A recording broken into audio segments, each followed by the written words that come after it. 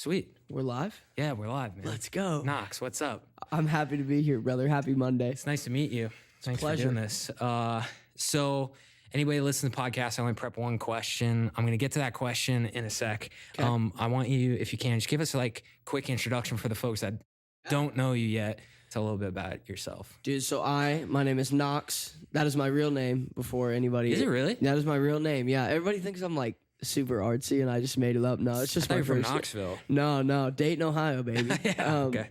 Yeah, but my name's Knox. I am a singer, songwriter / music maker here in Nashville, I guess. And yeah, that's what I do. And so I'm gonna sit here and talk a lot about it. I love it. It's gonna be great. Sweet. All right. Here's my question for you, and right. then we'll just go from there. The one question. Yep, the one question. I'm excited.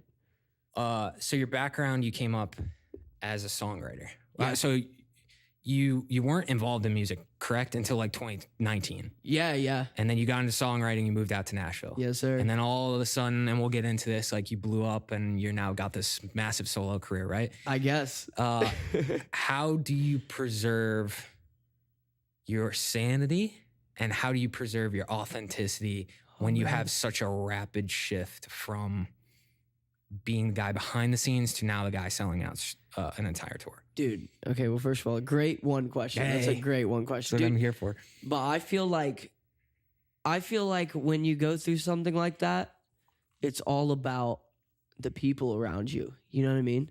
Like, I know a lot of people that have, been signed and things like that, and they immediately just surround themselves with like all the yes men and the people that are like, no, but like, dude, the guys that I do everything with still now are the guys that I was doing it with 4 years ago when, my guitar player, John Townsend is his name.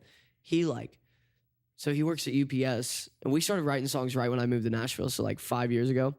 And bro, we both worked at UPS at the time. We were like making songs, whatever. And now he gets to now he gets to come play these shows. And I feel like it's all about like surrounding yourself with the right people. And like, I have like an awesome girlfriend that I always say my favorite part about her is that if I wasn't a musician, I could still be like serving tables and she would still be my girlfriend. Like we would have met and it still would have like been the same. So is it preserving relationships with people who knew you before you got famous? Or before you got famous. Yeah, dude. I think so. It's just about like knowing the people that have like always been there for you and not people that are just trying to like latch on to something that's now cool. Have you noticed that a lot? I mean, yeah, and I mean, not in a bad way, but definitely. I mean, like, dude, we live, there's always going to be people that, I know so many people that like, when I first lived here, I would like try and write with whatever. Yeah. Like, hey man, we should write a song sometime. And never like get a response back. But then those are the same people that see you and they're like, dude, I'm so proud of you. Yeah. It's like, I don't need you to be proud of me. You know what I mean? Like I'm a pretty petty dude. I feel like, I'm competitive too. It's so funny. I remember back when I was like first releasing music back in the day, and I used to DM people that I had no business DMing. Same. And I was like, they didn't open my message. And then from that point on to be like, that guy's on my list. And I was like, 100%. Who do I think I am? Right, to bro. be putting like frickin', Wesley Schultz from the Lumineers, like, and being like, he didn't get back to It's me. like, this guy punked me, dude. Yeah, the guy from the yeah, dude, I'm the same way. I'm still that way now. Like I like messaged, who did I message the other day? Oh, I messaged Tate McRae like maybe once every 2 weeks. I'm like, hey, when are we gonna do a song together? And so, but I'm not as like bitter about it. It's like, I used to be bitter. The worst is then you pull up the conversation, you see that you already DM'd them like 3 years ago, and then you're like, do I do it again? Right. Yeah, dude. I've had some funny. There are a couple people that I've been like fans of. Yeah. Like, cause my thing is that like I love music, so I was like a diehard fan of my favorite artists. Like I was like diehard. And then there's a couple of those artists that are like not exactly my friends, but people that know me now and like they follow me and like we've had like, for example, the biggest one is like, do you know Quinn 92? Like Quinn XCII, he goes by. I don't think so. He's like a really sick pop artist, but he's somebody I've been listening to forever, right? Yeah. And so I used to like blow him up all the time, like as a fan. Like he, like, cause one time he he like retweeted one of my videos. Oh, And like back then, that was the greatest thing that could ever possibly happen. And so I would blow him up all the time, whatever. And then I saw he like went to, so you know the band Camino? Yeah. So he went to one of the band Camino shows and he's like friends with all them. And I'm like friends with them. And I was like, oh no. I was like, this is so crazy. So I went back through and I like unsent everything I had ever sent to him. I was like, I have to delete all of this. And then he followed me back and I was like, oh, okay, that's like cool. But still, you have that like, yeah. I've had to Then do that for a couple of He people. pulls up the DMs and it just says Knox unsent a message, Knox unsent a message, Knox unsent Oh a my message. God, bro. There's a couple of people that I haven't met that I've done that to that I know that I probably will meet. Mm-hmm. Like Chelsea Cutler's one that I feel bad because I've blown her up a lot. And I'm like, I'm so sorry, dude. But I'm just such a fan, you know? Yeah, I think being an artist is like a pretty cringy thing in the early days. Like there's no Yeah. way to be an artist and not be a little bit cringy. Yeah. Especially if that's like your main path. Because Yeah. like I've noticed with the podcast now, a lot of my stuff, a lot of my emails, a lot of my DMs get returned because I actually have something to offer now. Right, Like, compared to right. just being like, hey, you're an influence on this song Take that I a wrote. chance Yeah, on yeah. me. Dude, I remember when I first released my first song, it was when Maddie Healy first did like Dirty Hit. Oh, yeah. And I found their email address and I sent it to him and I was like, take a chance. Please. Just take a chance. And I was like, looking back at that now and I'm like, what a terrible business Right. model I had. Right. Well, and dude, it's cool though, because now I get messages from people. How like do you that. deal with it? I mean, it's weird. I try to listen to actually all of it. I really do like try and listen to all of it. But like, you know, there just comes a point where it's like I get a lot. Yeah. And it's another thing too where a lot of people think where like people will send me stuff and I'm thinking, unfortunately, I can't help you. You know what I mean? Yeah. There's nothing I can really do about it other than maybe tell my friends like, oh dude, this is like pretty dope. Yeah. That's, But yeah, like I feel like people think that you can just like change their life like that. yeah. It's like, no, dude, I'm not Bieber or anything. You know what I mean? Like Bieber can do that. Yeah. But People have Yeah. weird idea of like how to get famous or successful. Yeah. Like a lot of times, even with like mastering.com, the company we run, like people think I'm like a billionaire. And it's like, Right. bro, I've got all my equity is in the company. Like if the Right. company does well, great. But right now I'm like getting by. right, You know dude, what I mean? I'm like the same way, dude. I like people from back home, like in Dayton. I feel like they have such a misconstrued version Oh, I of get like that. my life where because they like people from back home like think I'm like famous, and Yeah. I'm like, dude, no. Mhm. I learned very quick. Like that was such a weird thing about having a music career was when it started. You know, I used to think somebody that had the amount of followers as me is like, oh my God, they probably get recognized everywhere they go. And then you like are in that position and it's like, dude, I might get recognized like once. Oh, like, bro, I went and saw Dune the other day Yeah, yeah. on Friday. Was it good, by the way? I heard it was It was so fire. dude. chillingly amazing. It was very, very good. I wasn't familiar with Timothée Chalamet's game, and he's got game. Yeah, there's a reason he's yeah. the most famous. He was crazy. But yeah, I went to that, and I was like, we were walking to the theater, and somebody walked by us in the mall and was like, "Oh my God, Knox!" And I was like, "That's the coolest thing that's ever happened." Yeah. to me. Like it happens like once, maybe every 3 weeks, like Yeah. you know. And so that was like one of the things that I learned is like you have to be so famous to be like a famous person. You know And what I make mean? money. That's the Yeah, other thing that yeah, dude. we've talked a lot on this podcast before is like the difference between the perception of how much money you make as an artist Yep. and how much you actually make. Yep. Like if I Google Knox net worth, Oh. they'll be like Knox is like multi-million, and it's Not even close. Yeah. For the record, Yeah, not even close. This episode of the Mad Records podcast is sponsored by DistroKid. So if you're an artist, musician, and you're trying to get your music uploaded to Spotify and Amazon and Apple Music, you know how difficult and time-consuming and expensive it can be. That's why we partnered with DistroKid, one of the largest music distribution services for independent artists. They're offering 30% off a 1-year membership. That includes unlimited uploads for music and albums to these streaming platforms, all you got to do is head over to distrokid.com/VIP/mastering. That's distrokid.com/VIP/mastering. They've got a ton of amazing services for artists and creators on there. And again, they're going to be offering 30% off a 1-year membership to all of our listeners of the Mad Records podcast. We're super grateful to have them as a sponsor. And now let's take it back to the interview. Yeah, I mean, it's just like you said, all of it goes back into the company. It's the same thing with music. Like, all the money goes right into touring and all back into recording. And, like, it all is, like, one of my, like, business managers said that they, like, gave really cool advice. Like, my parents, because when I got, like, my record deal and whatever, my parents were like, how do we do this? Like, what do we do with this stuff? And she was like my parents were like, we should invest some of it in certain things. And my business manager was like, trust me, the best investment that he can make is in himself. And I was like, damn, that's really cool. Yeah, because you've got control over that, right? At least, right? Like, yeah, that's how I feel about the company. Is like, I can either invest in a company that I don't have any say over, and I can just hope that they know what they're doing. It goes well. Or I could bet on myself. Right. How long you been doing? Like, how long has this been? Mastering.com, which runs Mad Records, the education school, has been in existence since like 2019. Sick. Okay. I don't know. Did you ever do like any of your own production and stuff like that? Do you produce your own stuff? No. My buddy Cam is. Okay. Yeah, he's the main guy. He might know better.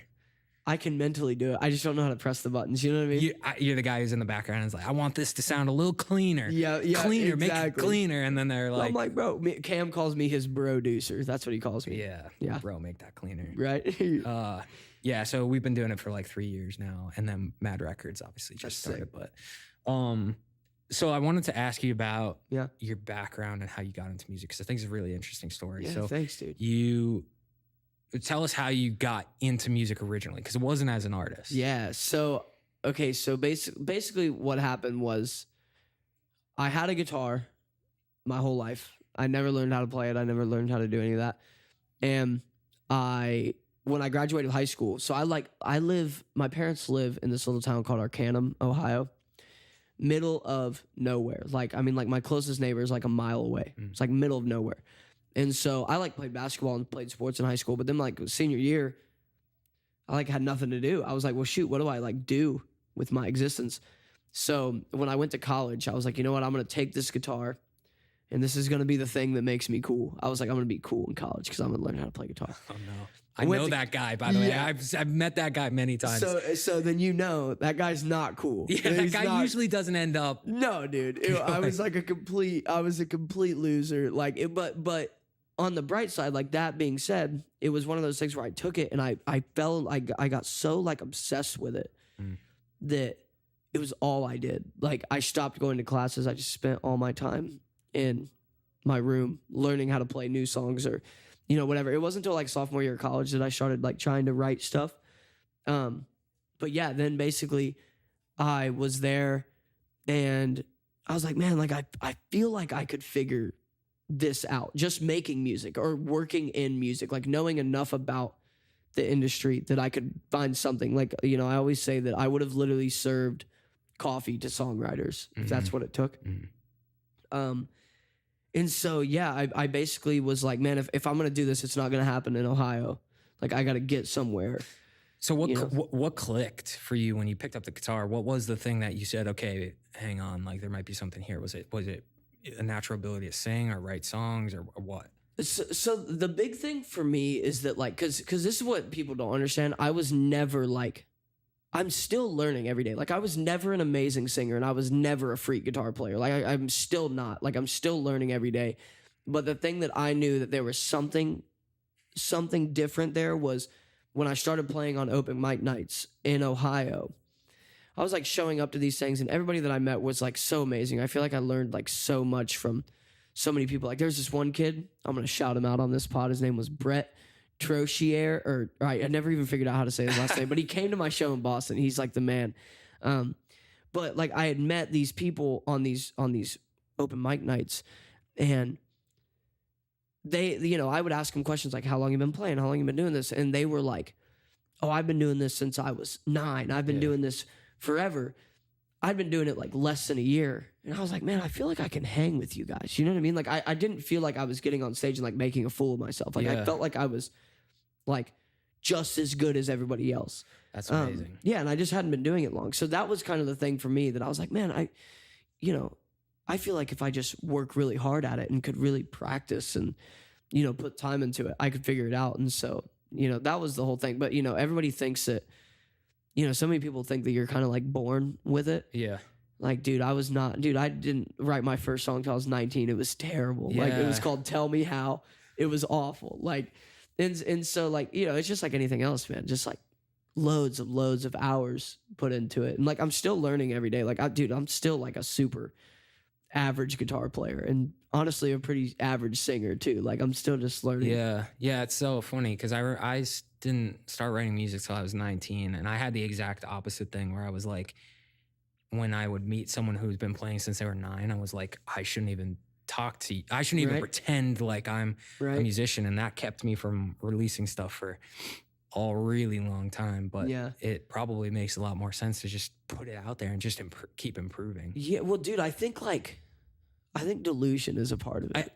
I probably wasn't as good as them, but in my head, I was like, nah, I freaking love it. I'm just as good. I mean, dude, you have to be, and I guess but you have to be a little crazy to be like, nah, I can make a hit song. Oh, we've said that on this podcast. Healthy delusion, I think is what we called it. For sure. Like, you have to be a little out of your mind. Yeah. Like, and dude, I always say, like, I feel like I have a really big imagination, and I feel like that's like a huge, Yeah. Like, when I grew up, I was like playing lightsabers out, and I could turn anything into a Star Wars, like, you know what I mean? I've talked about this with a couple guests where I've been saying that like inspiration is a competitive advantage. Like if you're slightly inspired right now, because everybody's so jaded out there in the world right now that if you are slightly inspired and you give the slightest crap about anything, you could go pretty far with it because most people are so jaded right now. Yeah, dude. And you just seem like you have that energy of like, you're going for it. You're going to make it happen. You're having a blast while you do it. And like that rubs off on people. Well, dude, you just have to not be like, can you cuss on here? Yeah. Okay. You got to be like not afraid to just eat shit. Yeah. Like a lot of it. You know what I mean? Shoot the DMs out. Yeah. It's like, bro, you got to fall on your face a million times and you got to embarrass yourself. And you have to, and my dad always told me like, you gotta be comfortable being uncomfortable. You know what I mean? Yeah. And that's like one of my favorite things I think about all the time. If you can get comfortable being completely out of your comfort zone, like that's where good things happen. I was watching an interview with you where you were talking about your dad and his response to you selling out like a 2,000 person show or something like that, and him just being like, not bad. It was the first show. Well, it was the first show my parents ever saw me play like a proper show, you know what I mean? Like they'd see me play open mic nights, and I did one full band set one time. Like, actually the band. So I did like a showcase thing here in Nashville. It was actually the video that got my song Sneakers to go viral. Oh, okay. It was from that show, but they hadn't seen me play a real show. And yeah, dude, it was with Band Camino. I opened for them, and I like, we did like 2,000 people. People knew the words. I only had like 2 songs out. People like knew the words, whatever. And yeah, I like go up to the thing. My mom's like crying, and my dad's like, I'm like, what'd you think? And he's like, my dad always is like this. He's like, he treats music like it's sport, which I love. But he was like, yeah, that'll do it. Yeah. And I was like, hell yeah, bro. I was like, I think it will. My dad, it's so funny I brought that up because I resonate so much with that. I don't know if it's like more of a northern dad type of archetype, but like my dad's like that all the time whenever we have stuff going on with the company, because I'll call my parents every day and I'll always be like, oh, this happened, or we brought this person in, or we just did this amount of sales. And he'll always just be like, just keep going. Right. Keep your head down. Right. Don't focus too much on it. Keep your head down. Yeah. I'm like, can I get one? Like, can I just enjoy one? Like, wow. Right. You know. My dad will always be like, anytime there's anything, he'll never hit me with a wow, but like now, because there are cool things, whatever. And I'll text him. I'll be like, bro, like so and so, like hit me up, loves the song. And he'll be like, all right. And I'm like, okay. Yeah. I'm like, is that cool? Yeah. He's funny, man. He's funny. Yeah, that's funny. It keeps you grounded though, I think. No, for sure. So you pick up the guitar, playing open mic nights, you're hanging with the people. And was there a reaction from the people at those open mics that made you say, I gotta move to Nashville? Or was that just a gut thing? Dude, I always got a pretty good reception Little from pop. people. Yeah, I mean, like, don't get me wrong, I definitely had nights that it was, Tough. yeah, but most times, like, but I think more of the turning of the head was that, like, so when I got to college, I was like, just like everybody back then, I was in the Ed Sheeran phase hard. Nice. And so I, like, when I did a couple, like, the first song I ever learned how to play on guitar was the A-Team by Ed Sheeran. And so that was like my go-to song. That was the one that I like knew I was gonna crush. You like, whip it out at the frat parties. Yeah, like that was that was the one that I knew was always gonna go well. And so a lot of times I would start with that song, and it would like that would kind of be because I'm a redhead playing acoustic guitar. Everyone's like, "Oh, dude, it's Ed Sheeran." Yeah, they're And like, I'm oh. yeah, They pick up on it real quick. exactly. And so when I started doing open mic nights though at college, like people would always be like, "Oh, that's like that Ed Sheeran type guy." So I was like, fine, if you guys are going to call me the Ed Sheeran guy, I'm going to be. So I learned I can play every Ed Sheeran song on guitar. So then when people would show up and they'd call me that, I'd be like, oh yeah, what's your favorite Ed Sheeran song? And they would tell me and I would just play it. And like, so, yeah, like that was always kind of the thing. So I kind of, I had, like, people started to like, they didn't know me around campus. No, that's not what it was at all. But like, I definitely had people that would come to see me. Yeah. Which was like cool. And I was like, man, there's people that are like paying attention. They would always ask if I wrote my own stuff. And honestly, I kind of started writing stuff out of just like annoyance that I was like, well, shoot, I don't have anything. I'm sick of singing Ed Sheeran songs and Niall Horan songs. Well, I wanted to ask you actually about that. You said that you became obsessed with it once you started playing. Mm-hmm. What was it that like hooked you so hard? Dude, I think the thing about Ed Sheeran was I had seen so many videos of him on YouTube of just him in the middle of the room singing these songs. He's kind of like a weird looking dude. And it's like everybody was just like, in a trance watching him. But he wasn't, the thing that really hooked me is that he wasn't like shredding the guitar. He was playing G, D, C. Yeah. And I was like, and I just remember watching those kind of videos and being like, man, I feel like I could do that. You know what I mean? And so that was kind of the thing, is just seeing somebody do it. And I was like, man, I think I could do that. And almost like, it's so funny because that story should end so poorly because there's so many people who are like, I could do it. I could do that. And it's like, no, you can't. Yeah. And then you get up and but you went out and you actually did it. See, but nobody told me that I couldn't, though, was the thing. That's brilliant. I mean, a couple people along the way, but like the majority of people were like, no, I think you can do that. And I was like, okay, like. Yeah. I mean, you can do anything as long as you keep going at it. Exactly. But, all right. So you moved to Nashville at that point, and then what? And this is 2019, right? Yeah. So 2019, I moved to Nashville, started playing on open mic nights and writers rounds here. Okay. Just anyone who would. Anybody. So I kind of got hooked up because in 2018, November 2018, I came and played here. Just like I got some random 2-hour slot at Alley Taps and, wherever, what's it called? Downtown. It's the Alley. Printer's Alley. Printer's Alley. I don't know why I couldn't remember that. But yeah, Alley Taps and Printer's Alley. I got some random gig there for like 2 hours. And I played there. And when I did that, there was a writer's round starting after, right? And this kid named Spencer Jordan was the one who ran it. And so Spencer gets there a little early. He catches the last like 30 minutes of my set, comes up to me after, and he's like, dude, like, I really loved your stuff. Would love to work with you sometime. I was like, oh, well, like, do you live here? He's like, yeah. I'm like, well, I'm moving down in January, 2019. Let's get together. So we kind of exchanged information, whatever. And then, but he ran a couple different writers rounds in Nashville. So I moved here. Spencer was the only person I knew. I had a cousin that lived here too. 2 cousins that lived here. But I didn't really know anybody in music. So I was like, oh, well, this guy might be able to help hook me up. So Spencer kind of threw me on rounds. I wrote a bunch of songs with him. End up becoming one of my best friends. He still is. It's who I write. Like Spencer, I write everything with him. Like he wrote Not the 1975 with me, Love Letter. Nice. I'm trying to think what other big ones he wrote. I mean, all the top ones he wrote with me. But those are the main, obviously Sneakers. He wrote Sneakers. Oh, did he? Yeah, oh, yeah. Wow. Like he wrote. So all the hits. Yeah, like I've written 1,000 songs with Spencer Jordan. So he hooked me up on all these writer rounds. And then me and him were always kind of like this little duo. Because when I moved here, I never thought that I would ever be an artist. Like, I just never thought, like, I didn't look like one. And like I said, I'm not like an amazing singer. And I definitely didn't know how to market myself on TikTok or anything. I didn't know how to do any of that.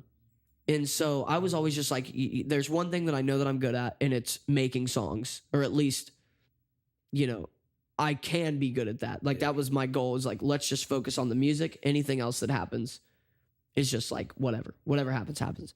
And so that was 2019. Me and Spencer got hooked up, whatever, did a bunch of writers around, met a ton of people, ton of artists. And then, so I did that for about a year. Then obviously COVID happened. I kind of spent most of 2020 just kind of by myself. Spencer would come over and we would write things every now and again, but it was COVID. Like, nobody was doing anything. Yeah. And people were like, do you want to do Zoom writes? And I was like, no, I'm not.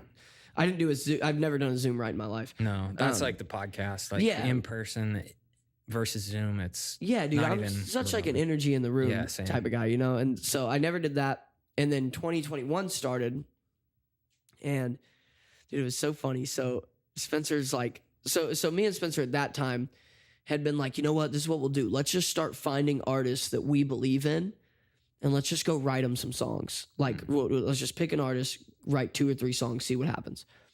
And so we kind of started scoping out some people, and he tells me, he's like, bro, we got to get in with this kid. His name's John Harvey. He's like, we got to get in with him. So I'm like, all right. So I looked this kid up. John has like 1,700 Instagram followers. He's like wearing boots, taking gym selfie. I'm like, who is this dude? I'm like, we're gonna go. This is the artist you're talking about? And he's like, trust me, we got to do it. And so, sure enough, we go and write with John. And have you ever heard of John before? John Harvey, a really great artist, dude. He's got really good music. And we wrote this song. It was called Elena. It was this rock song. It's like it's one of my favorite songs I've ever worked on. And John, like, I get there, and John's voice, I mean, the kid is like a freak of nature singer. He sounds like Brendan Urie, and like, he's crazy. He's got one of the craziest voices ever. And I was like, damn, this dude's pretty good, bro. And so like a couple weeks after we wrote that song, he then put out this song called Bleach, which like blew him up, got him signed. He like got a record deal and whatever. And so, and you guys wrote that one? Well, so Spencer had written Bleach without me. And then, but then we wrote his follow-up single, Elena, which like did really well. It didn't like blow up like Bleach, but it, you know, it has like 2 million streams. Like it did well. And you know, at that time it was like, bro, if we were putting up 500,000 streams, we were like, let's go. And so to have a song do like 1 million, it was like sick. And so that was when kind of, so basically we wrote that song for John. Then we wrote a song for this band called Arrows in Action. That kind of the same thing happened. They posted it. It really blew up. It really did like really good numbers. So that was like the second one. Then we wrote, me and Spencer wrote this song for this band Games We Play. Oh, okay. If you know them. Yeah, I've heard them. So their song Get a Job. So me and Spencer did that one. And then like after that was when kind of the music industry was like, bro, who are these? Who are these two guys? Like, who are these dudes? Because we were kind of like constantly on these songs, whatever. And so we started taking like publishing meetings, whatever. And Spencer got signed before me. He signed to 300. And then I kind of had like, I was never making an artist project, but I had songs that I was like kind of sitting on that I was like, I don't really know what these are, but I think they're good songs.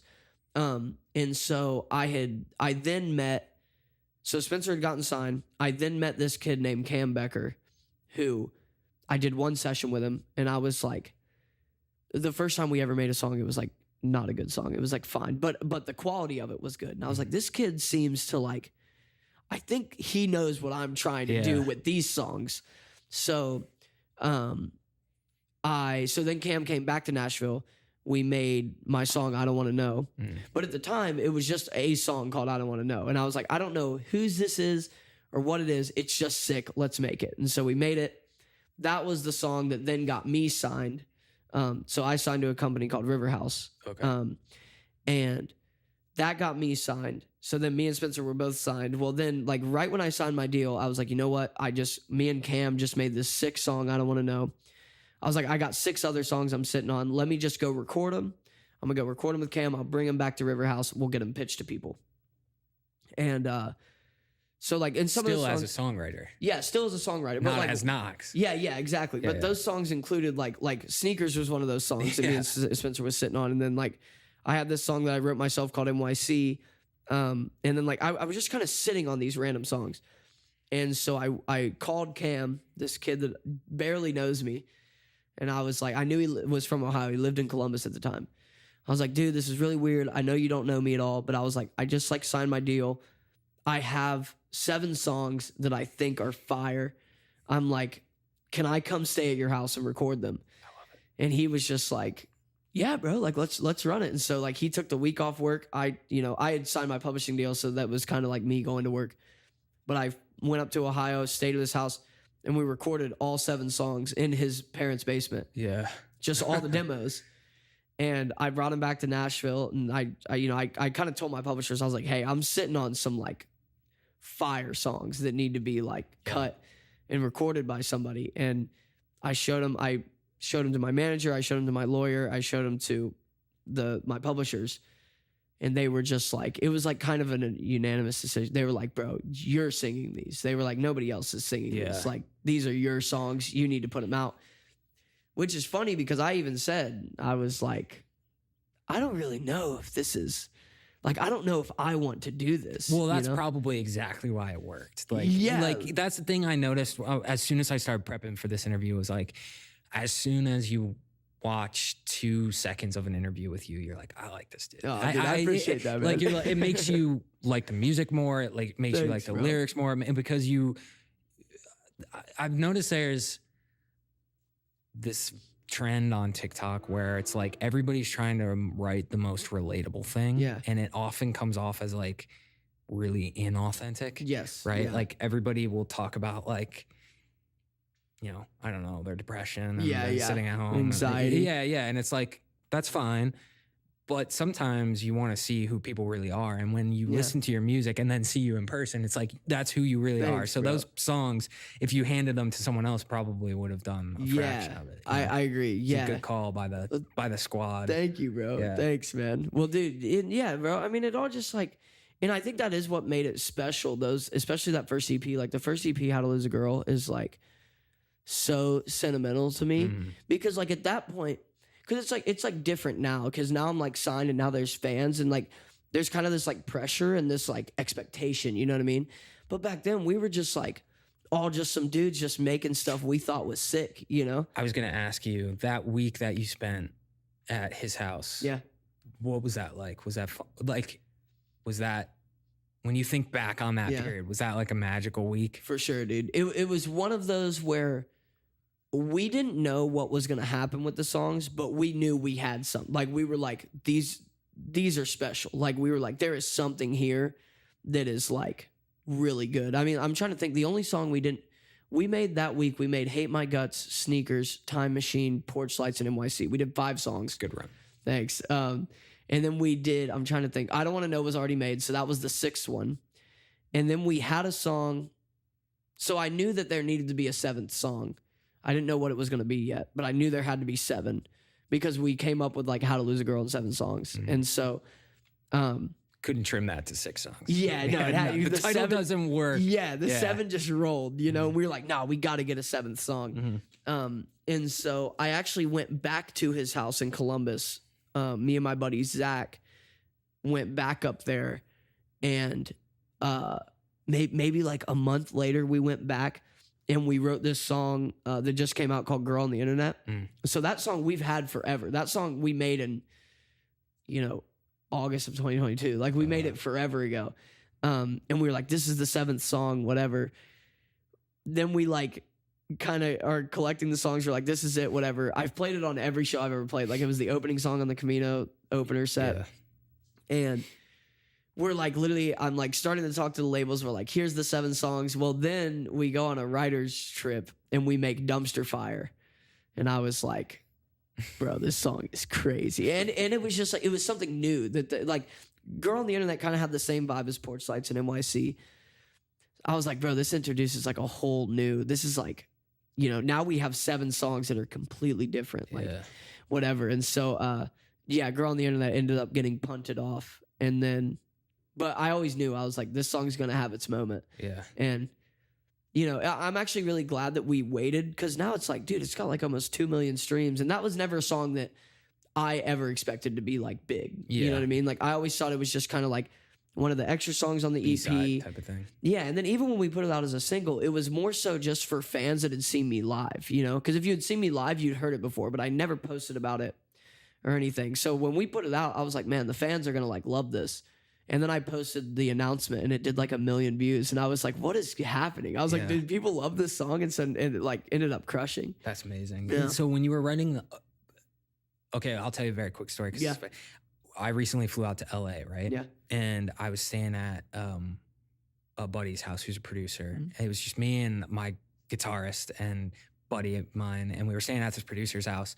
And we decided we were going to get an Airbnb because he didn't have water to shower because it's California and they have to like deliver your water or whatever. And I was like, I didn't even know that was a thing. Freaking weird. That's crazy. So we decided to get an Airbnb and we check into the Airbnb and there was like all of this like demonic shit on the walls, like paintings and all these really creepy.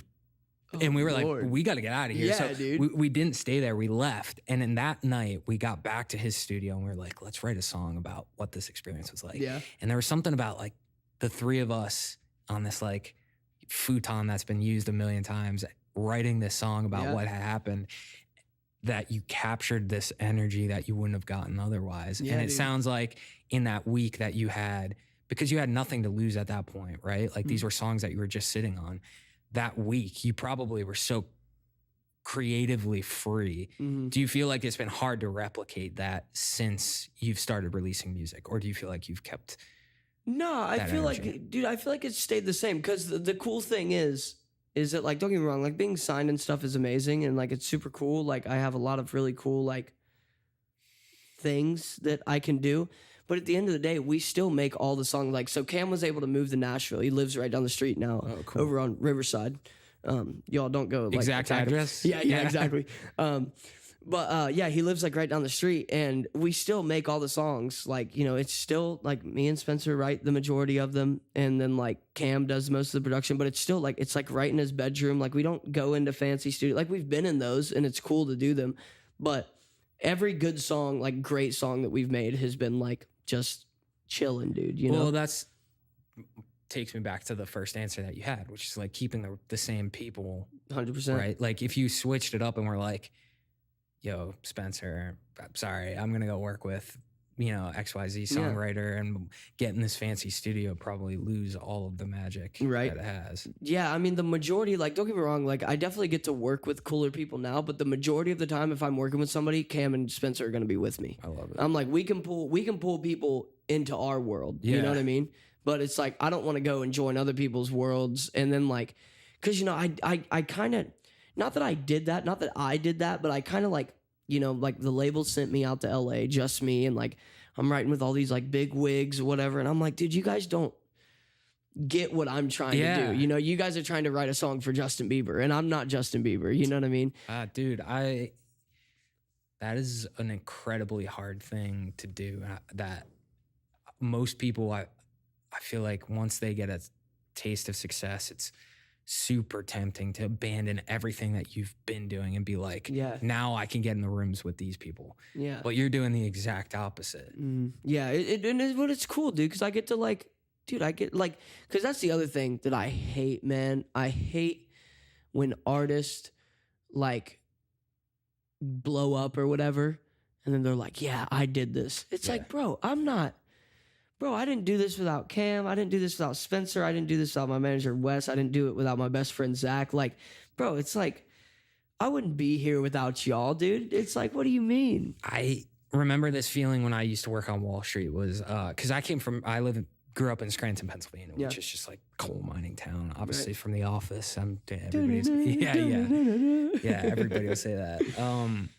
But yeah, I grew up in Scranton. So when I got a job working on Wall Street, and we went out to like our first fancy client dinner, I was like this is crazy. This is crazy. Right. And everybody else who was at the dinner had to try and play it off like they were too cool for it or whatever. And I was like, well, what fun is this if I don't get to be like a little bit like giddy about it. Me, like, bro. I was like leaning over to them. I was like, and now looking back at me, I'm like, it's funny because I was so young, but I was like, this steak is amazing.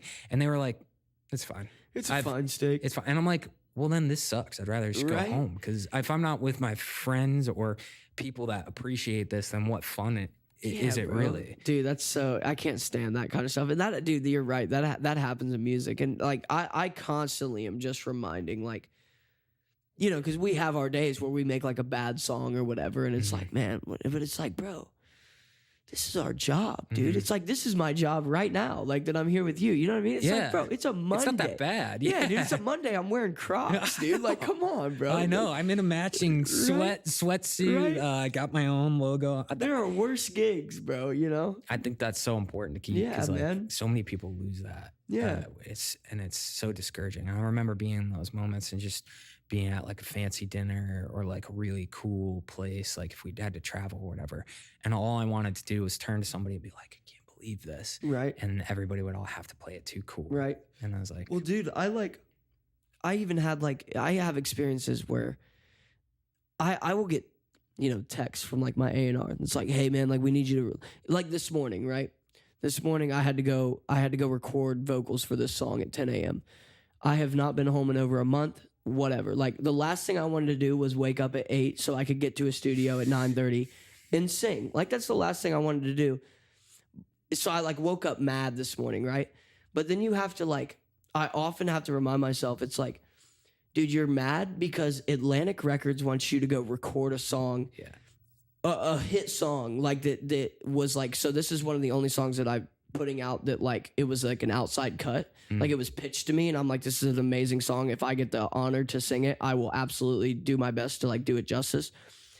And it's like, to even say that sentence is crazy. Like, bro, you're complaining about Atlantic Records wanting you to finish it. It's like, you know how many people would die to even just like be able to say that sentence, you know? Yeah. And so I feel like I do a good job, or at least I try mentally, of like stepping out of it and like perspective and just being like, bro, this is so sick. And like, and it all can be gone like that. Yeah. It's like, so, you know, I try to appreciate, like, I don't know. It's easy to appreciate it. It's that small, I feel like it's a small town mentality type thing where it's like, if you got too big for your britches, like they'd probably let you know pretty quickly. Oh, dude. Yeah. Well, that's my favorite part about my friends. Like if I was doing something, they'd be like, hey, you're being a total asshat right now. Like you're being an asshat. Oh, everything I do, if I go back to my friends and I tell them, they're like, this is right. You're weird. Right. You're just weird. They're like, you're a weird guy. dude, man. Like you do like really weird stuff. And I was like, I'm just trying stuff and seeing what sticks, you know? Yep, exactly.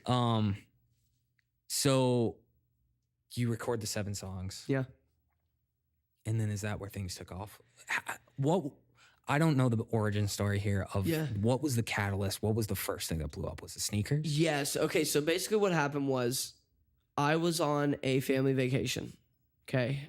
So I go to North Lake every year. I have 26 first cousins. I have a huge family. Holy gosh. It's wild. It's awesome. They're all like my, and it's, what is going on in that family? It's wild. Jeez. But the best part is they're all like my brothers and sisters. There's not one that I'm not close with. Like I love them all. So like they're my favorite human beings in the world. Like my family means more to me than anything in this world. And so I'm on this like crazy family vacation, right? I'm like, we go to North Lake every year. So there's like 50 people in this house. And I get on this call. I'm there Saturday to Saturday. I get on this call on a Tuesday with my lawyer and manager. And they're like, look, we're going to put this song out. We're going to put out one of these songs. We know you don't really want to do it, but let's just start making TikToks. And if nothing happens with this song, you won't have to put out another one. But let's just take it one at a time. And I was like, okay. And so that Tuesday, I start making these TikToks. I have like 111 followers. Like nothing, dude. And they're all like bots from when you make account and you just start getting followers. Like I had never posted anything or anything. Yeah, and they're like, DM me sexy. Yeah, exactly. You're like, is this for real? You're like, bro, she thinks I'm sexy? Nearby want to bang me. No, so I have like 111 followers, whatever. And I start making TikToks. And at this point, I'm 24. I just signed a pub deal. So at least like my job is making music, right? Well, I'm 24. I'm kind of on the younger side of all my cousins. So I'm like, I'm making these TikToks and all my cousins are like, bro, what are you doing making? And I'm like, trust me, dude. And so I'm just like, to be honest, I'm just like talking shit. And I'm like, y'all are laughing, bro. One of these videos is going to go crazy by the time I leave here. You know, what? I'm just kind of running my mouth. What kind of TikToks were these? Was it just like lip syncing type of deal? Dude, they were so cringe, bro. It was literally, if you could go back, they're still on there, where it's like me, the song is playing and I type out the words and it's like me playing like, it's like literally me playing, what's that? Spike ball. It's like a video of me playing spike ball with my cousins with the song playing and the lyrics on. It's like, or like one of them is me sitting in a chair. I have these like sunglasses on and the camera's next to me and I'm like, somebody throws me the ball and I throw it back and it's like cringe, dude, cringe stuff. Whatever. And so, I'm making all these videos. Well, then I had gotten footage because I had played a show. Like I said, I played that showcase, whatever, where I played the songs. Yep. Because I was like, shoot, somebody wants to play with me showcase. I got these songs. People want me to put them out. I'm going to play it.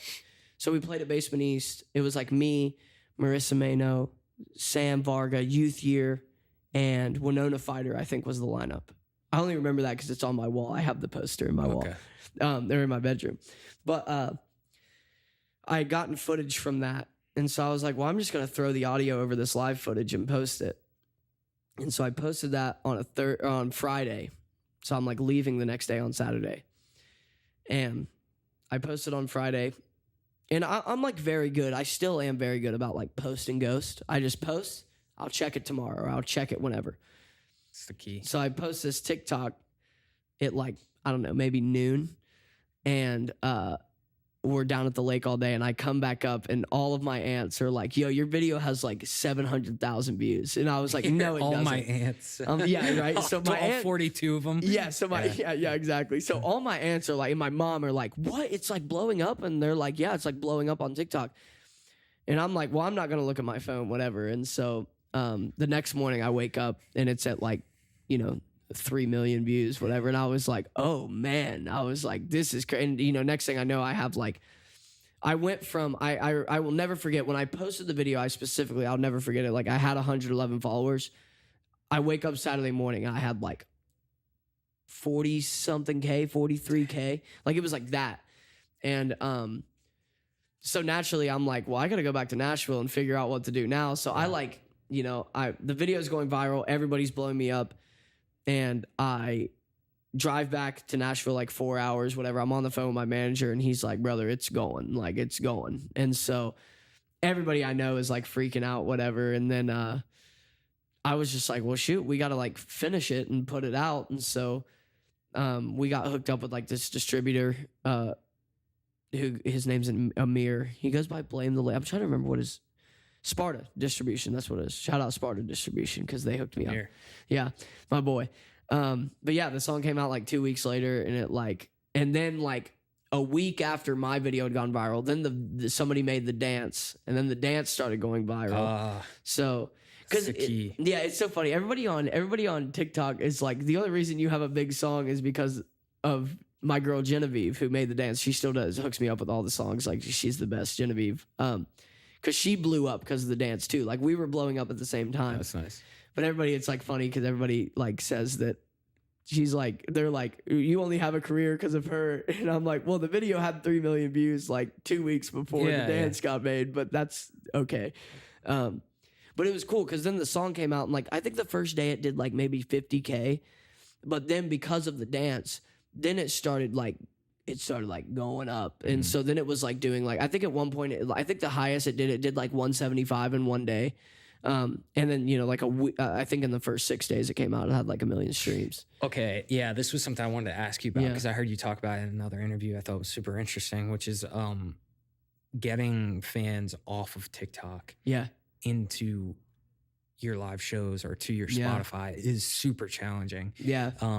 I would say it's the most important thing. Yeah. And you mentioned that the opening for the band Camino was sort of the perfect catalyst to pull them out of TikTok. Yeah. Is that fair to say that was like the main thing that got you to get to the point where you can actually tour? 100%. I think it's the main thing that got me to where I am now. Like, because it was like TikTok is such a, listen, TikTok is amazing for what it can do, but it can't do as much as you think it can do. She's a You know what I fickle mean? mistress. Yeah. She giveth and she taketh Yes, quite quickly. Yeah. Exactly. Like it is not like TikTok is important, but it is not the key. Like it can be important to getting your start. It can be the flint that sparks the, you know what I mean? But it is not the wood that keeps the fire burning, you know? And so yeah, I think I just got really lucky, man, and like I feel like it's the one advantage that I've had over most TikTokers is that the video went viral, the song came out, and 2 weeks after the song came out, I was on tour. I was in front of real people. That's huge. Yeah, and so it's like you're having this viral moment, but then you're, you know, and even so, it was like I did 7 shows with Camino, and they were 2,000 people a show. So 14,000 people in those 2 weeks. That's what you really need. You need 14,000 real people that are going to be like, dude, I saw his live set. I didn't know any of the songs, but I loved it. Yeah. And like, so like, you know, when we did those shows, man, we were just like, I got on stage and I was like, I played the first song and I was like, what's up, guys? I'm Knox. You guys have probably never heard of me, but I have an EP coming out super soon. I'm going to play you the whole thing. This is it. It's called How to Lose a Girl in 7 Songs. I hope you like it. And like, and then like when you would get to the end, we got to sneakers and then people would be like, oh, I recognize this. Mm-hmm. But it was more so just being in front of them. And you know, that definitely is kind of what started this core fan base of like real people. Yeah. Not only being invested in, because people on TikTok are only invested in sneakers, right? Those real people were like, dude, I can't wait till that EP comes out. Like they could give a rat's ass about sneakers, you know? Yeah, I've seen so many people that have blown up on TikTok and it's like a wave that just washes over them and then it goes away. And it's like all because you don't get the Spotify doesn't give you the data for the people who listen. Instagram doesn't give you email address. There's no way to ever get in touch with those people ever again. If you miss it and you don't have a way to like get them to look in your eyeballs and be like, I'm Knox, I have an EP coming out and stuff, and they're gone forever. So that it probably is good that you came the route that you did where you had a publishing deal before you ever even knew you were an artist. Like I got lucky, man. I really did. I got lucky. Well, that's good preparation, probably. Yeah, you know? Like for sure. Because you just get thrown into it. Like I remember, like bro, my first like real show was Georgia Theater in Athens with Camino. It's like 30 seconds before going on stage. I'm like, bro, I don't want to go out there. I've never played a real show in my life, dude. Okay, yeah. Now we can talk about the fun part. All right, so you're standing backstage, getting ready to go out. First of all, it's like the band Camino, which if you're a fan of this music, then the band Camino is like your band, you know, it's like 100%. Them in the 1975 and that type of thing. Dude, like, I try not to fangirl over them too hard because they're like my friends now, and I'm always scared they're gonna watch these. But like, dude, I was like a stan Camino, dude. Like I know every song. Like I still love them. I still fangirl over them. So you're getting ready to go out to that show.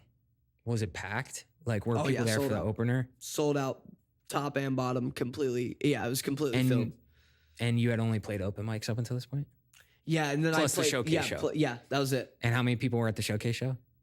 100. Oh, dude. So I went to 100 to 2,000, you know? All right, so walk us through that moment. What's that like? Well, dude, can I be completely honest with you? I was actually not as afraid of impressing the crowd. I wanted to impress the Camino. Like I wanted them to think that I was cool. You know what I mean? Like I wanted them to think that I was worth being on that stage.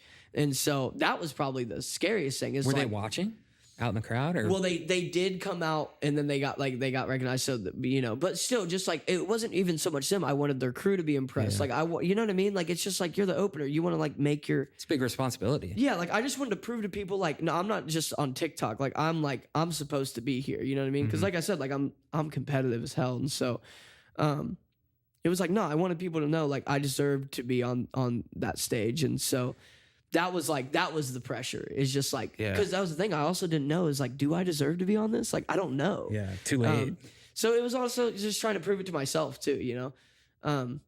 And so, but yeah, I mean, then I did the one show and you're 30 seconds in and you're like, oh my God, this is the funnest thing I've ever done in my life. So you walk out and you see the 2,000 people there.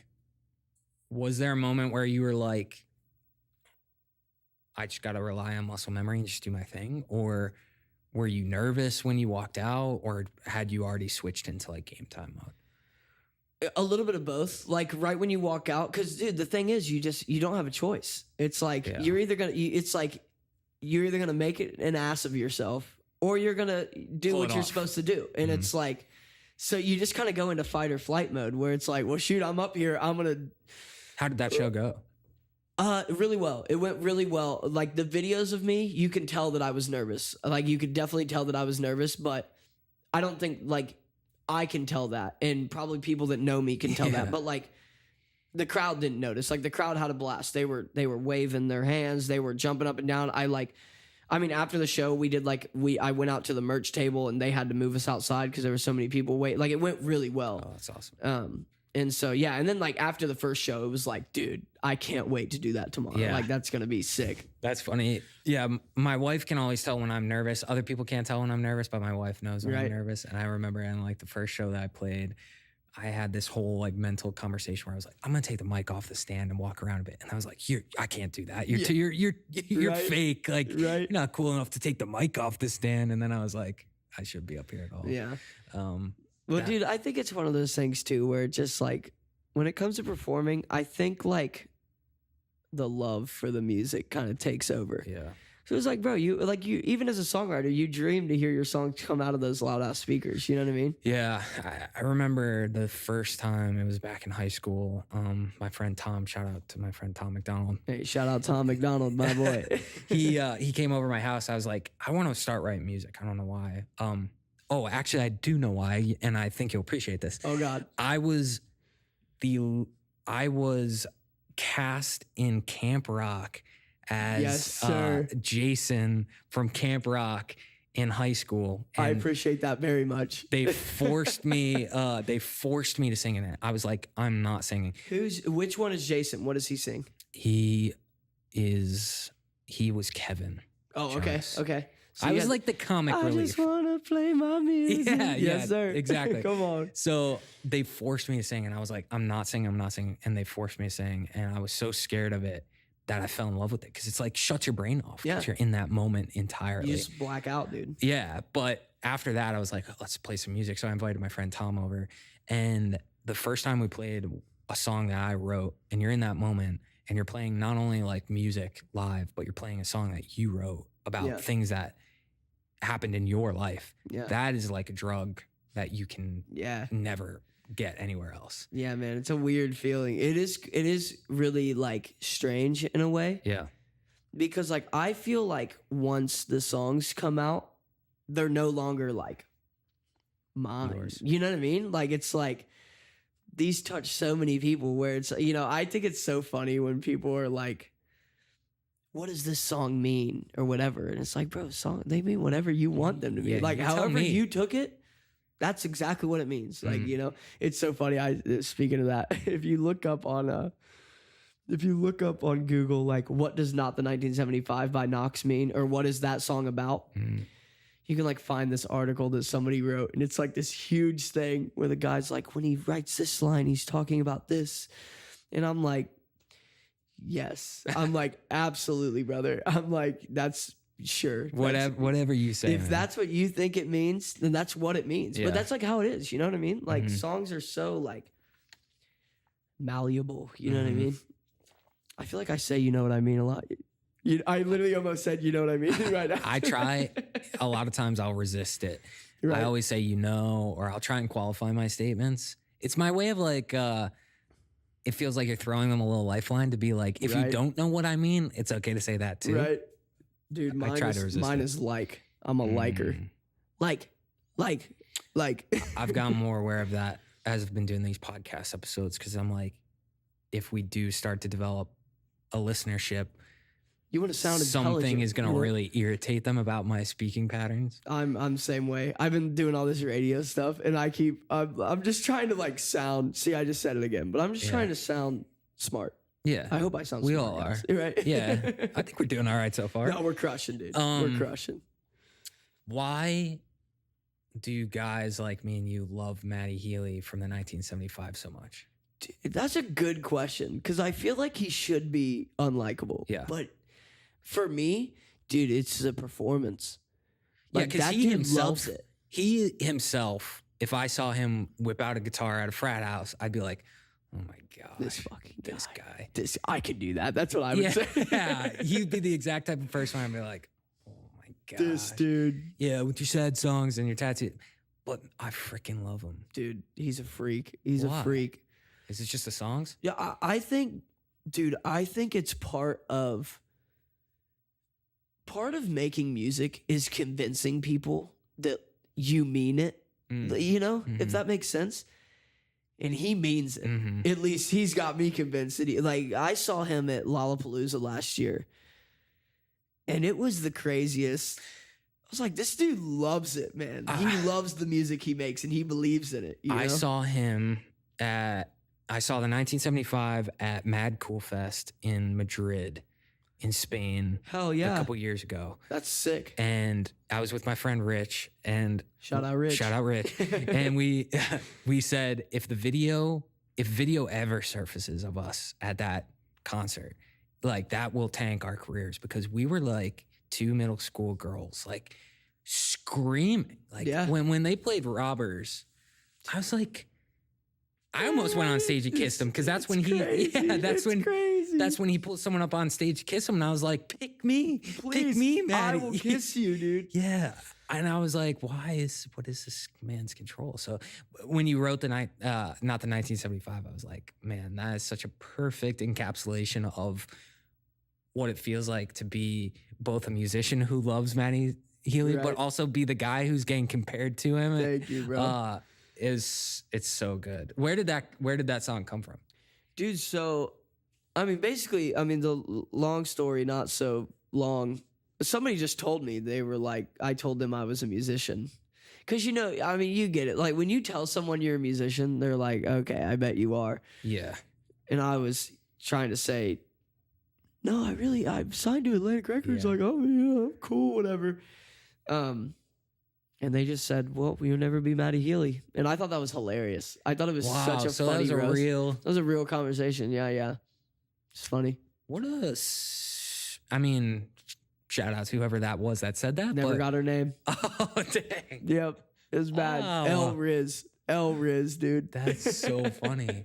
Well, she gave you a hit single. That's what I'm saying. Dude, it's so funny. My sister called me the other day. My sister, she was going through boy stuff. I hope she listens to this, because if she hears this, that I'm talking about this, she's going to shit herself. Shout out, sister. But she was calling me about all these boy problems. She's like, oh, I got to break up with this dude. Whatever. And she was like, I just feel like I need to kind of put myself out there for once. And, even if I get shot down, I need to just do it. And I told her, I was like, hey, I did that once. Now I got a song on the radio. I was like, good things can happen, you know? See, these people come into your lives for a reason. 100%. Yeah, you were probably like hammered, and you were like, hey, I'm an artist, actually. I play shows, I signed a record. And they're like, yeah, okay. Yep. Yeah, I woke up the next morning. I still have the video on my phone. I woke up the next morning and just picked up a guitar, and the first thing out of my mouth was, she said, I like your guy. And it was just first thing out of my mouth. And I remember I sat on that line for weeks, dude. Yeah. I told Spencer, I was with Spencer in LA when it happened. And I told him, I said, I don't know what this is. I don't know when we're going to write it. But I was like, this is a whole song. This one line is a whole song. To the point I even told my A&Rs. So I got new. I have old A&Rs that I used to have that are no longer my A&Rs. But actually, his name's Steve Robertson, who signed me to Atlantic. Okay. Or kind of discovered me. And I remember being in his office, and I told him, like, I have this song that's going to be called Not the 1975. And I was like, I have the line. I was like, I don't have the song yet or the vibe, but trust me, it's going to be sick. Yeah. And sure enough. So then he became no longer my A&R, but then I sent him the song. I was like, I'm telling you, and so I sent it to him. And that was the only song. And I'm glad that it is now on the radio and doing its thing, because that was the only song I've ever had. I never have expectations for songs. Songs I make because I think they're sick. And if I think they're sick, I'm going to put them out. Regardless, streams don't mean anything to me at the end of the day. The only thing that matters to me is if I can sell tickets. That's it. As long as I can play shows and keep making music, that's all that matters. So I never have any expectations for songs. But Not the 1975 was the one I was like, this is, me and Spencer both, when we made it, when we wrote it on acoustic guitar in this Airbnb in LA, like almost 2 months after I came up with the idea. And we were running around I was like, this is going to be the song that like, does it, that really like goes. It's so smart. When I was first researching you get ready for the podcast, I was like, this is such a savvy move to write a song that breaks the fourth wall of like, there were so many times when I was like trying to make music where I was like, hey, let's try and get that 1975 sound, or can we get a more 1975 sounding tone on that guitar? Right. These drums should sound like this song from the 1970s. And so for you to just kind of come out in the song and be like, yeah, 1975 are a massive influence of this song, and it's actually about someone comparing me to them, is so brilliant because it's so like self-aware. And that's why it blows up, right? Because you're not just like making a song in that style, you're actually commenting on that process. Yeah. Well, dude, and that was part of it too. We made so many versions of it where we made, you know, there's a version on my phone that I could show you right now. It's like, hold on, let me find it. I bet I can. Hold on. Play us a little. But we made a version where it was like, we didn't think it sounded 1975 enough. We were like, let's make one that feels like a 1975 song completely. And then we thought to ourselves, maybe this is too much. Yeah. Like it too on the nose. Yeah, yeah. So then we just ended up, we were like, let's just chase like kind of the Walk the Moon, Shut Up and Dance vibe. And then, is this it? Oh my God, this is it. All right, play it. So the pre-chorus, this is one of the versions, but hold on. The pre-chorus and this is the chorus now with different lyrics. Oh, like, interesting. In a moment. So this is the same. But then this cringe ass line.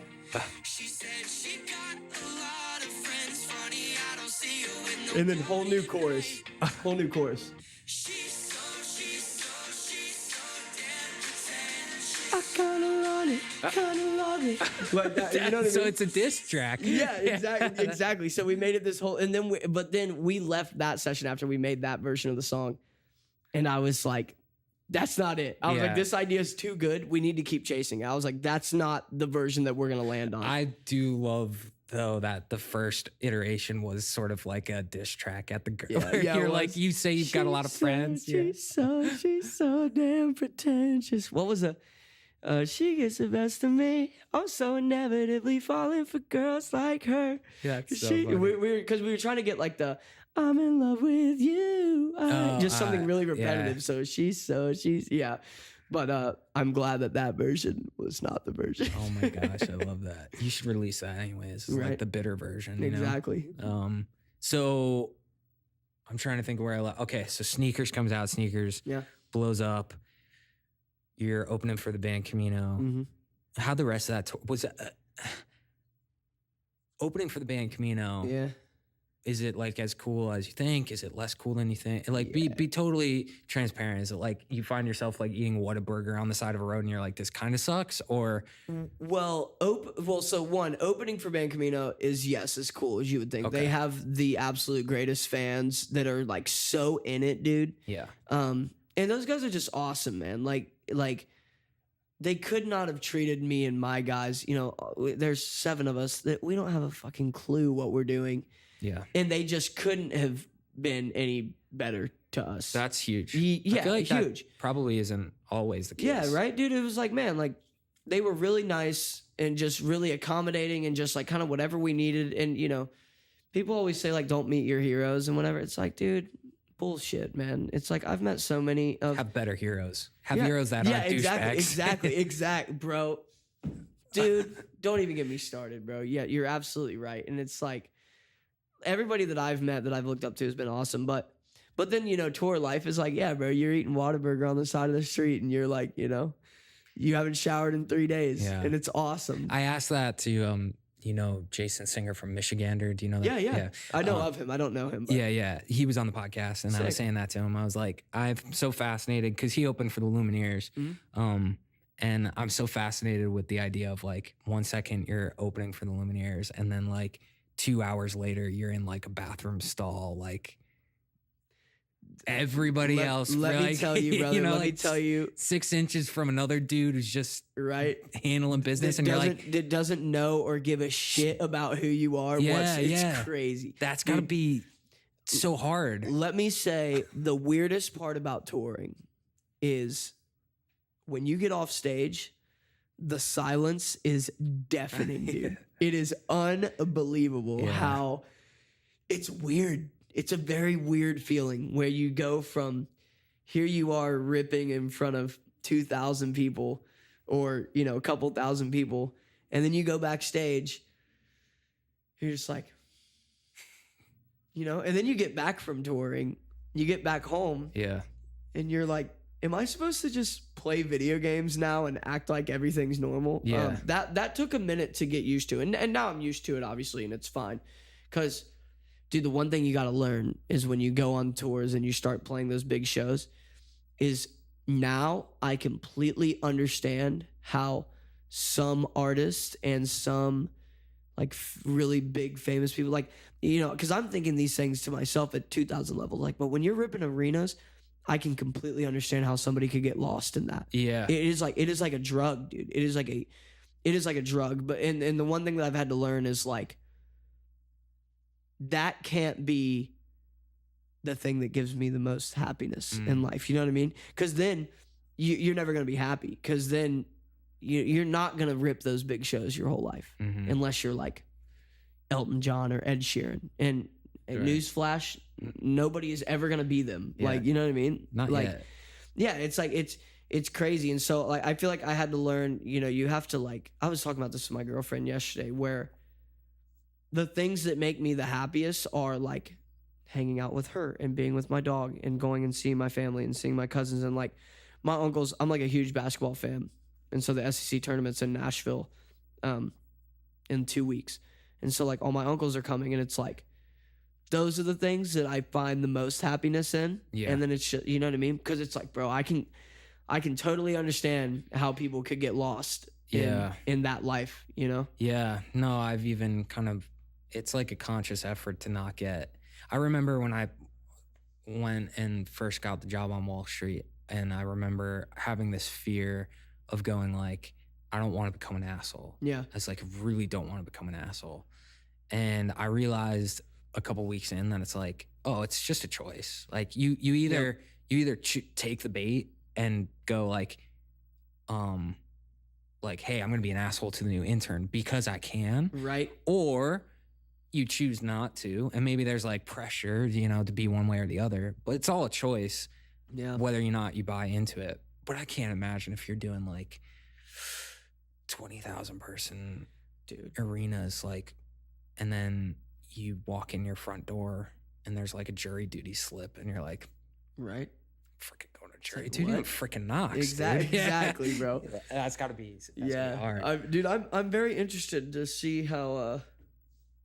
Like, I think I'll be okay, but I mean, I can't exactly say what on this podcast, but like, I have some pretty.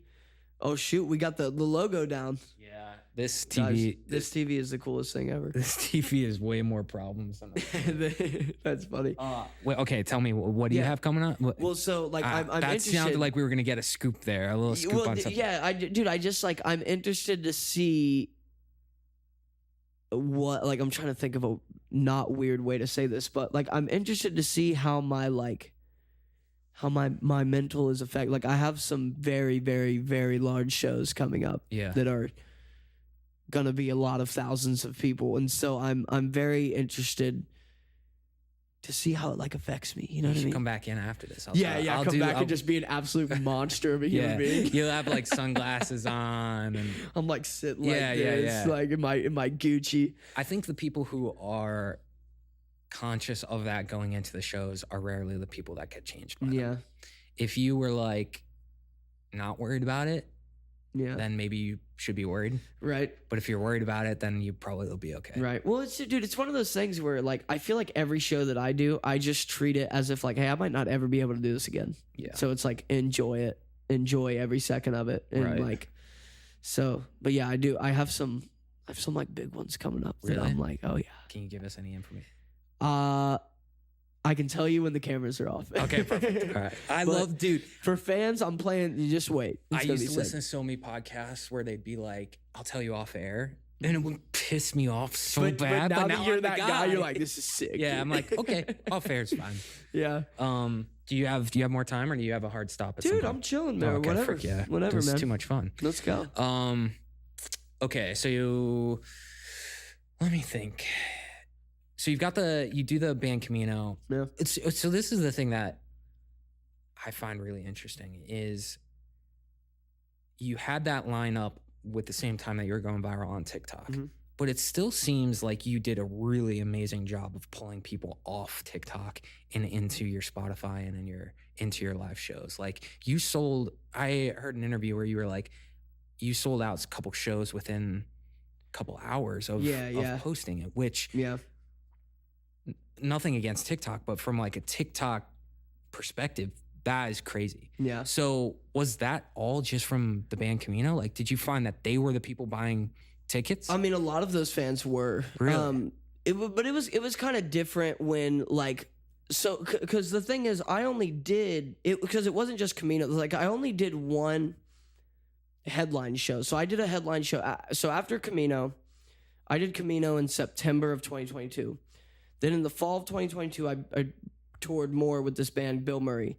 So I got to do like, have you ever heard of them? Yeah, I think they've come on a couple times. I wouldn't be able to pick it, but I love the name. Yeah, check them out. They're sick. But I toured with them in the fall. So I did and that would have been 14 shows. So I did 21 shows. Did one show with Boys Like Girls in the middle of the Camino shows. Okay. So 22 shows. Then at that point, I had done Nashville. Well, I didn't do Nashville with Camino, but I did Chattanooga, which was essentially the same thing. They brought everybody from Nashville. So I had done Nashville or Chattanooga with band Camino. I had done Nashville with Bill Murray, and I did Nashville with Boys Like Girls. So I had done 3 Nashville shows. Then we announced in February we did my EP release show, which was at the end here in Nashville. So only like 250 people. Those were all basically a culmination, whatever that word is, culmination, whatever that word is. It was like a culmination of all of those fans that I had gone at those shows. That was the first one. And then I didn't do any shows after that other than I did 2 random college shows. And that was How to Lose a Girl in 7 Songs? Yeah, that was How to Lose a Girl in 7 Songs. So I announced that show in February 2023. But then I announced the nightly tour, and then I didn't play a show for 5 months. Oh my god! You know what I mean? But the good part was I had Love Letter had gone viral, and Not the 1975 had gone viral after I announced the nightly shows. So then I kind of had a good little buzz then from that.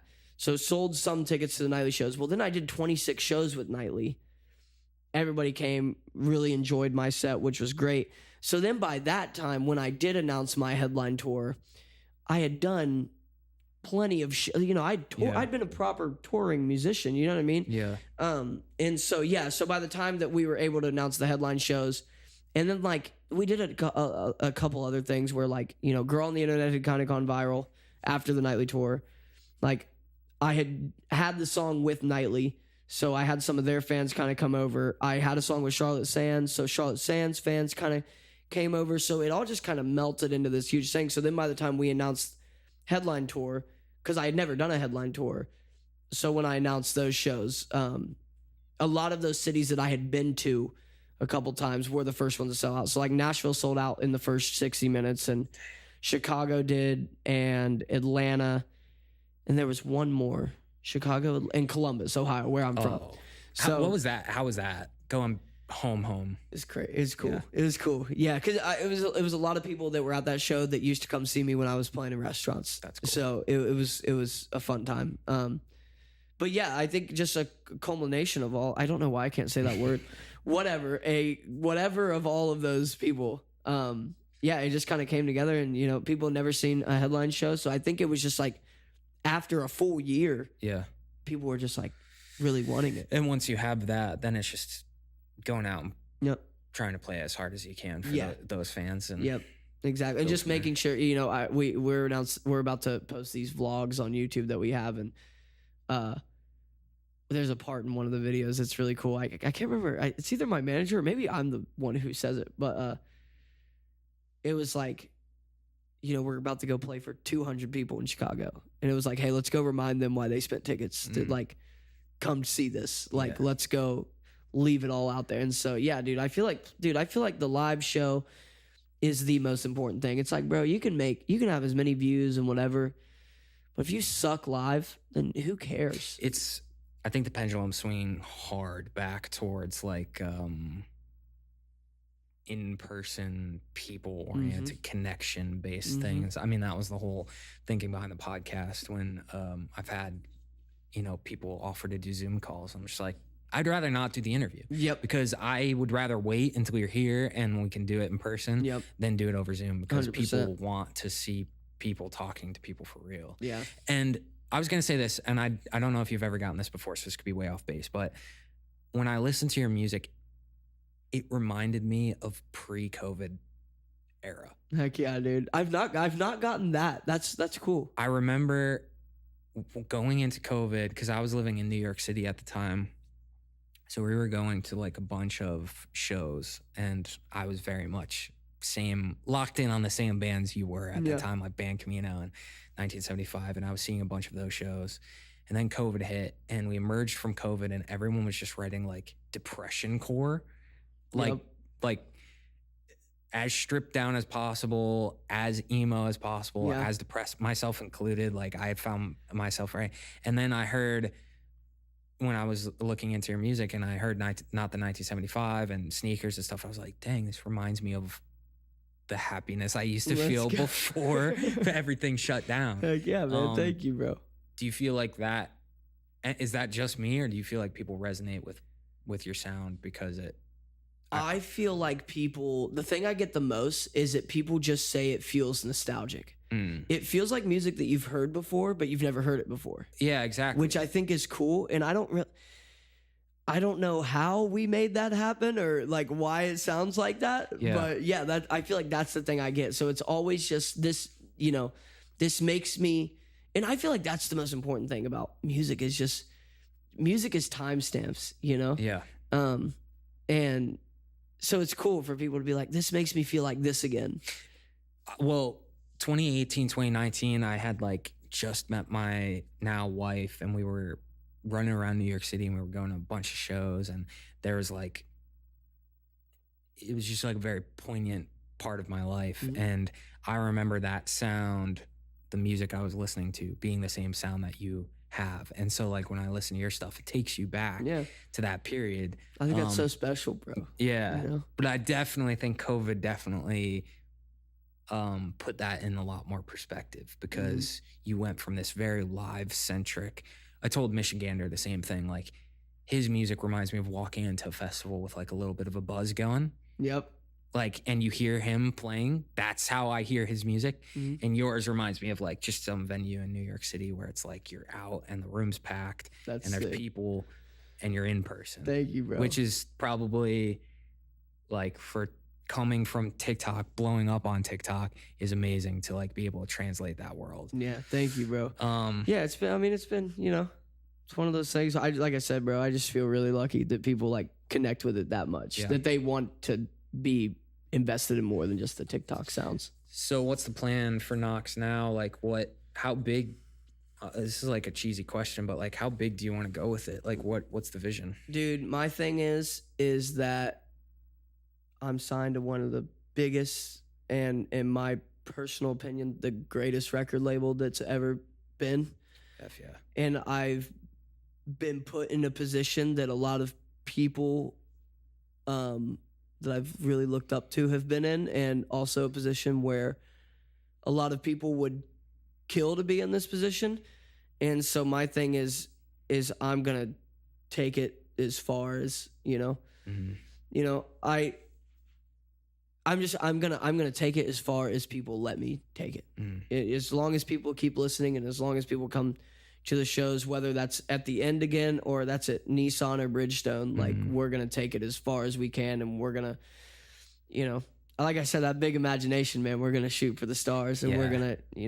gonna, if we can be as big as the Ed Sheerans in the world, then amazing. And if we can be as small as what I am now, amazing. Yeah, small. Yeah, that's saying something at this point. You're selling out your tours and stuff. Yeah, man. Thanks for coming in. Dude, thanks for having me. Such a blast. Yeah. We'll have to do it again. I'll tell you what, after I do those big shows, we'll come back and we'll do it again. We'll see if I'm a complete psycho. Yeah. Is Knox now an asshole? That will be my first question. Please. How have you changed since the last one?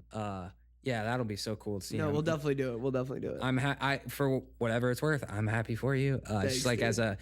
The nice thing about this podcast now is like I get to allow myself to just observe and be happy for people, and it's been really nice to just kind of like see good people having good things happen to them, bro. and you seem like a good dude, and I'm pumped for you, and I can't wait to see these big shows. I was gonna say we got to get you. I was gonna say we need to get you to one of these. Yeah, I need to bring my wife because I'll take me right back to that New York. I got a song called NYC. Oh, It'll make you. That'll be the moment. It'll get him. What's the best place to like connect with you? Tickets. What do you got coming up? Like Everything. Music by Knox. At Music by Knox. The website's musicbyknox.com. You can get tickets there. I actually just announced some vinyls that come out March 29th. I'm really stoked about them. So, if you guys want to check those out, they're all on my website. And then, on all the streaming platforms, it's just Knox, Knox. We have so much music coming out. It's going to be absolutely amazing. And if you have been here, thank you for being here. And if you're just now hearing of me because of this, please go check it out, and I hope you come along for the ride. We're gonna have a very fun time. And if you bump into him, you can insult him, and then he'll turn it into the next big jam that he got. There we go. I love it. All right, thanks for coming in, man.